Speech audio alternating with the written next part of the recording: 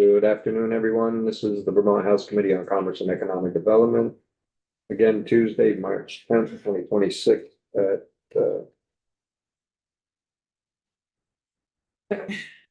right. Yeah. I can't say it.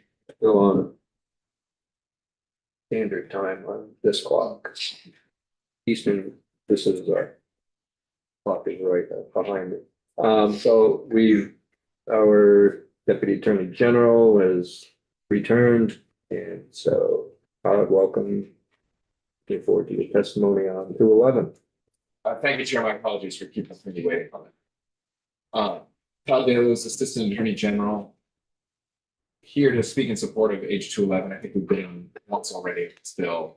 So again, reiterating our broad support for where H211 is going, and really wanting to highlight the work that this committee has done over the course of years, and certainly during this biennium, around balancing the need to protect consumers and consumer data, while still allowing legitimate commerce to continue. I think it's an incredibly fine line, an incredibly important line.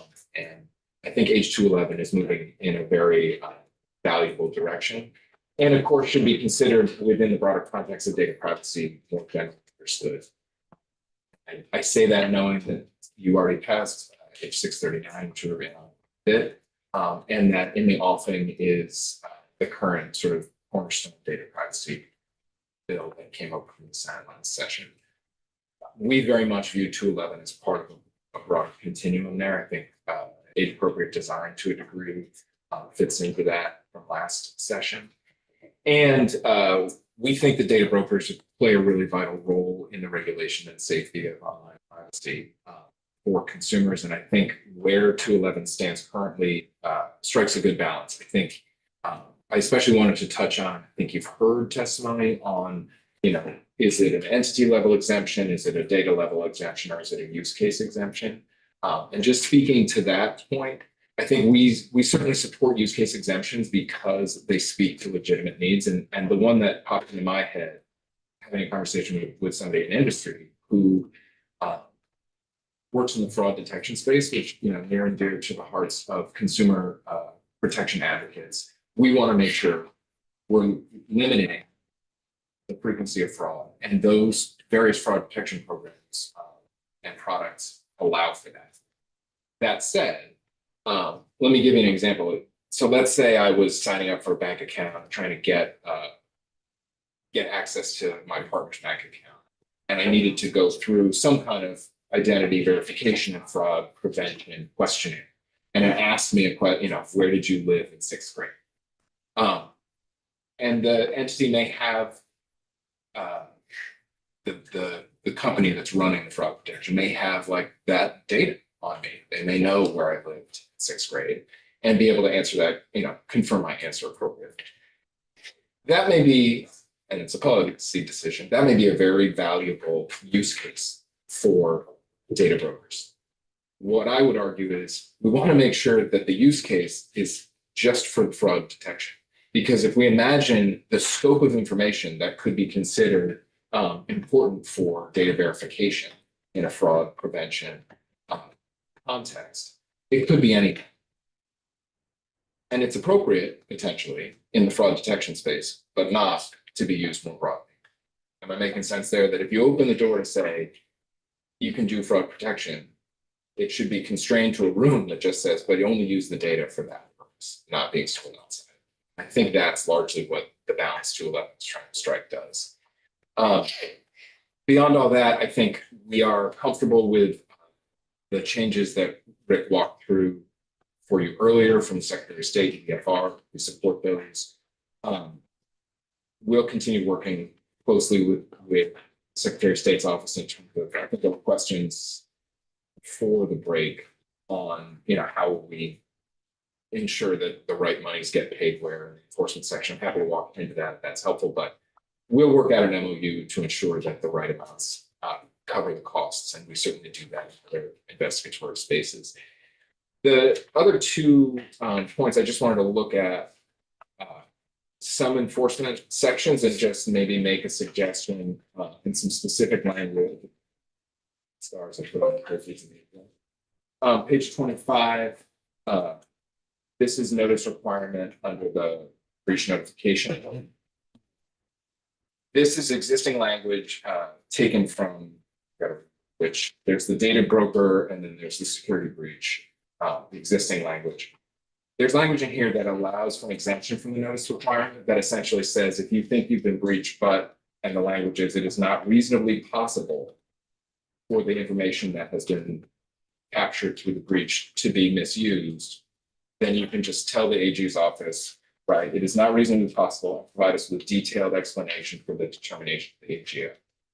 Now, arguably there, if we disagree with that determination, we're going to issue a CID, a civil investigative demand, and go into a full investigatory phase. So we believe we've got that authority, but I think it's appropriate to say, if you're looking at this language, that we should sit in the place of determining whether it is reasonably possible for the information to have leaked out and not leave that solely for the data broker or the entity in question, right? That there should be a clear and express check on. Again, we think we've got that authority, broad grant of authority under the law, and we would use it. But it's a small suggestion to make in that section, just to allow us a little bit more give and take when we get that notice that says, hey, we had a breach, but it's not reasonably possible. And here are the 3 reasons why we think it's not reasonably possible. We want to be able to engage directly at that point in time in a conversation with the potential victim of the breach, directly the entity. Obviously, the broader victims are the consumers, the information that's taken. That's one. And then the other is a much smaller edit, but just change to the way that the enforcement language is provided. I can talk to Rick about it. I don't think it's particularly material. It's just simplifying the language to make it clear that we have the same authority as provided under Chapter 63 and not listing all the types of authority we have. We think it's just easier to blanket. That's page 26, lines 6 through. Those are the main points I was going to raise again. We see this as a really important block in the privacy structure that you're building.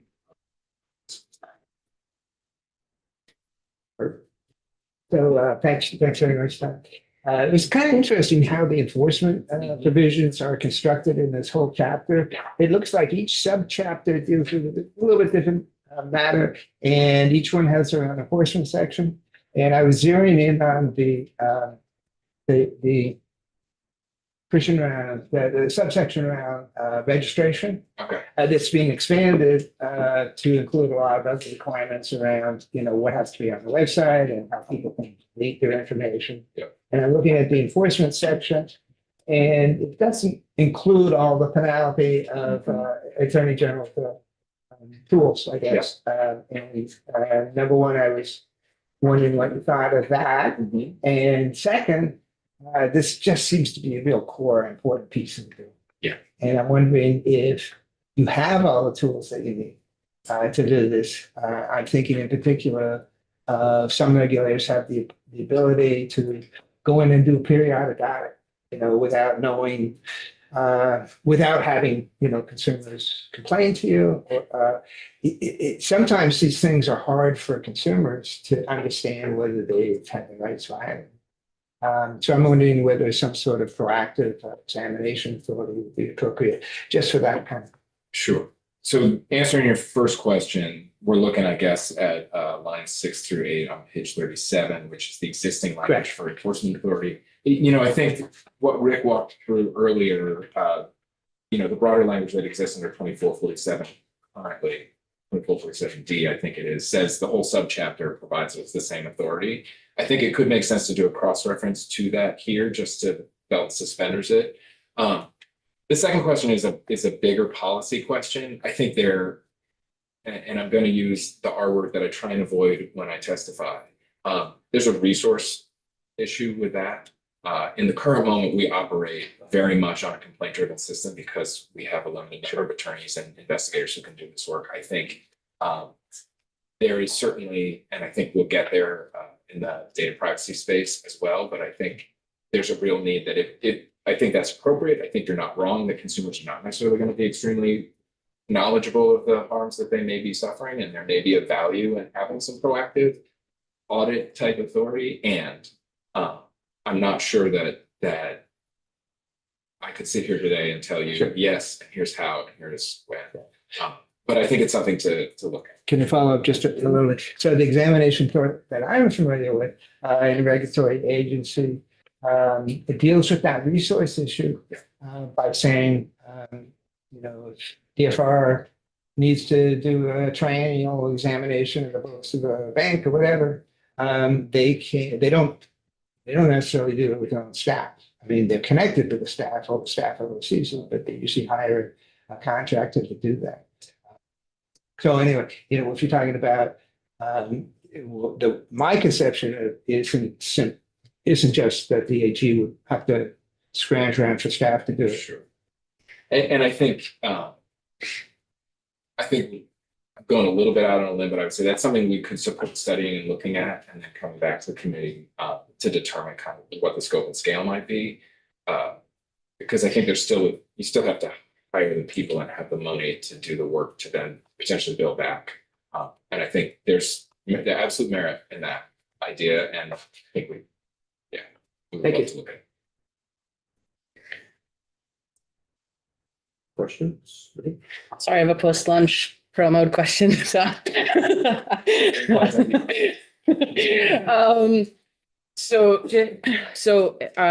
This kind of feeds into a lot of different stuff. It's one, like, trying to do the use-based exemptions versus just trying to bring in the like California data privacy exemptions that don't specifically get to brokers. But what you started off your testimony saying about around like it is important for the banks and insurance companies to be able to use like strong, high quality data to do fraud prevention, identity verification. Something I like dug in. Yeah. And so like something I dug into this whole last week, trying to like learn that space in particular. And we have somebody that is coming from the identity verification space in general to talk about how that all of the options there and how that works. So I guess I'm just like your thoughts on the exemptions, especially when it gets to like focusing on the Fair Credit Reporting Act and the verification piece. When like talking to, I talked to a few different players who'd moved between the broker and the banking space and insurance space and that kind of stuff. And they were saying like, if banks and things like that are reliant on like the quality kind of like FICRA covered data that people do have legal access to like correct the data, see what's in there, all that kind of stuff as part of our like federal system. Like, but then the like whole ecosystem of data brokers that as Matt was saying is not regulated. It's an unregulated market that like could be used.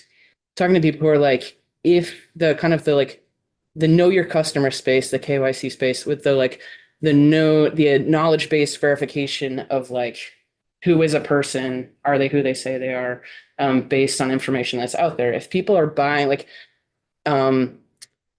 anybody at this point can go onto the dark web and find somebody's social security number, buy their credit reports, have information. So like if I'm having those 20 questions through a bank, not if 20 questions, but 3 questions usually or whatever, like anybody can go and like buy my information, my answers to my questions. And generally like that verification method is actually not as strong anymore as there's like 6 different identification methods. But like, I guess like that's a lot to say. That I'm curious about your thoughts on the exemption specifically as we're trying to craft them on legitimate kind of like controlled regulated entities that have that information versus the whole ecosystem of like other unregulated players in the space. Like it's a fine line, but yeah, and I'm not sure I'm trying to make sure I am conceptualizing. So the question is really, I mean, obviously we support the legitimate business uses that provide greater consumer protection, right? And some of those rely on data. yeah, totally. Yeah. So that legitimate business space, it's all a policy question for this committee, but we would absolutely support that use. What are my perhaps ill-formed example earlier in my head, right? It's like, how big is the door you're opening in the wall and what's through the door? And in my mind, it's like, you don't want to open a door that just eviscerates the wall completely because anybody can go in and out. Any data can come out of that door because that's a legitimate use the door is. Whereas if you said like just the only people who can go through the door are the people looking for, again, fraud detection. And the only use for that data is legitimately fraud detection. That to me makes sense, and that's a reasonable policy determination and a reasonable use case. It is not any data used for it can be used for any purpose, right?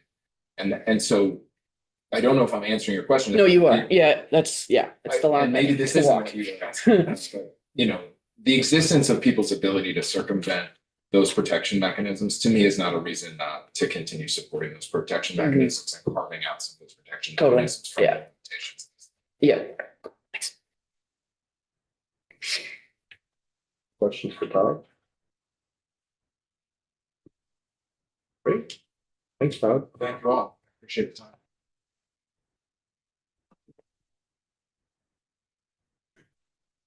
Bit ahead of schedule. Rick, do you have any place you need to be right now? Nope, 2:45 actually the time. I got it wrong. So So instead of waiting till 4 o'clock, why don't you run us through 7:33? sure. While we have time now, we'll utilize that.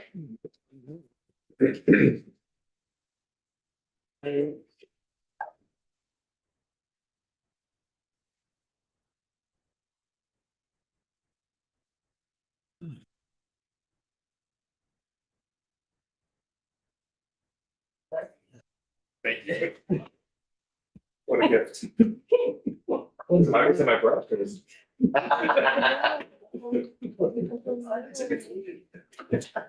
All right, give me 1 second to open the file. I sent you, Mr. Chair, the amendment. Did you see that? Yeah. Okay.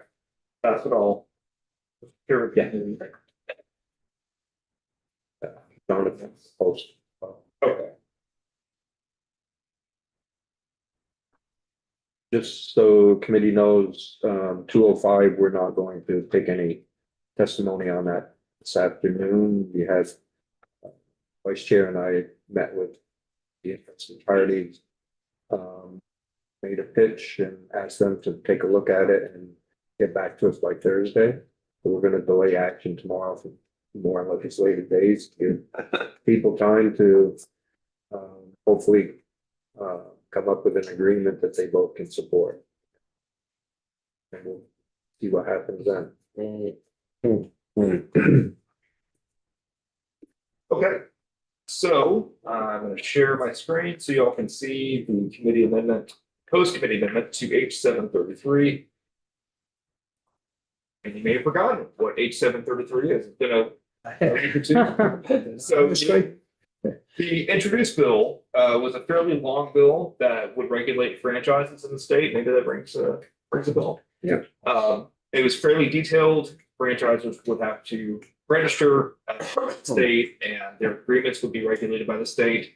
So this is now a 3-page bill, and it's really been whittled down to how franchisers, franchisees, and now ed tech providers, which is a H650 connection, when they register with the state or make a filing with the state, they must provide information about their business.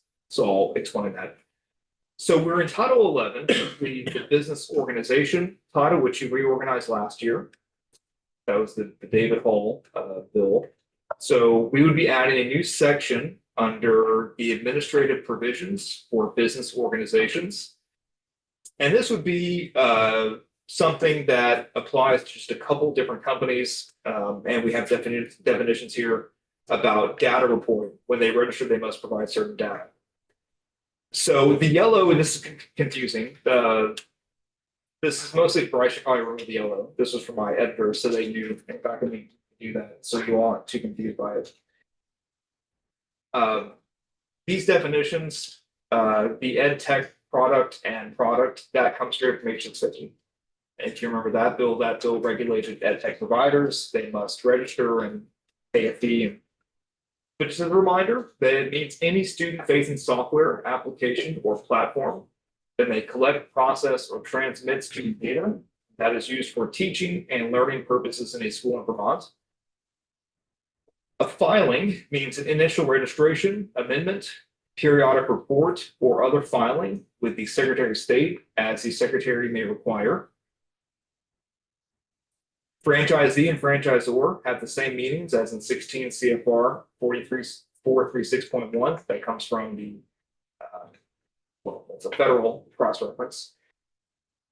Number 4 is a H650 definition of a provider of an educational technology product. I'm sorry.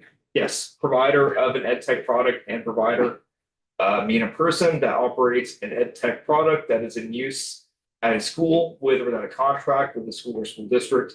A provider shall utilize geolocation and IP address tracking technologies to determine whether one of its contract-free products is being used in the school. And then school means a public or independent school approved through 16 VSA 166. Okay, so here's the substantive portion. Mandatory data reporting. In addition to all other requirements of a person registering with the Secretary of State pursuant to state law, a person doing business in the state as a provider of an educational technology product shall, at the time of a filing, which is defined, provide the following. And all of this comes from H650. The name and primary physical email and internet address of the person, a link to the most recent version of the privacy policy and terms and conditions of each product use, the name of each school or school district in which the provider is operating pursuant to a contract, the name and a brief description of each product operated by the provider, which products are known by the provider to be in use in any school or school district, and an attestation that each product being used in the school meets the standards set forth in 9 VSA Chapter 62, Subchapter 6, the Vermont Age Appropriate Design Code Act, and all federal and state privacy laws, including the Federal Children's Online Privacy Protection Act. So if you're a ed tech provider, you must provide all that information at the time of filing. If you're a franchisor or franchisee, at the time of filing, you shall indicate that you are operating as a franchisor or franchisee, and you shall provide the name of the franchisor if you are operating as a franchisee. The effective date is Jan 1, 2027, to give the Secretary of State time to update the system.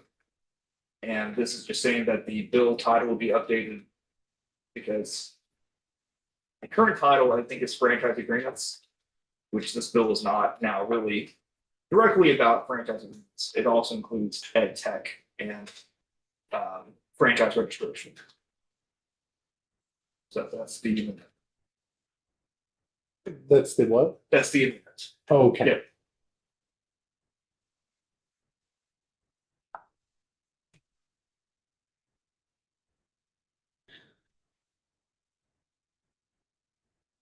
I'm not following what's happening here. That's what my problem is. Some pieces of 650. This is not a separate. This is.